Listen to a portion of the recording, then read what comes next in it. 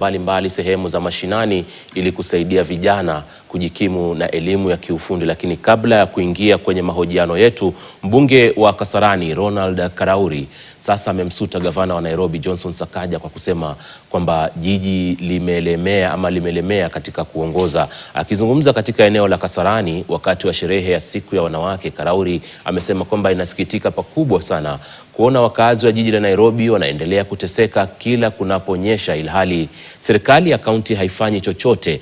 Vilevile Karauri ametangaza kuwa yuko tayari kuingia kwenye debe na kuanza wadhifa wa gavana wa Nairobi.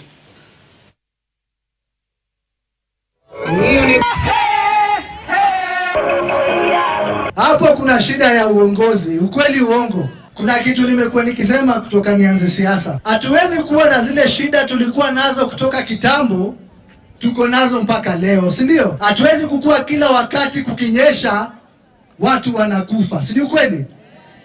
Hatuwezi kuwa kila wakati kukinyesha watu hawawezi kupitia kwa mabarabara. Kwa hivyo hizo ni shida zingine, tuchague viongozi wanawezana na hiyo kazi. Tuanze kuchagua viongozi wanajua kufanya ile kazi wamepewa.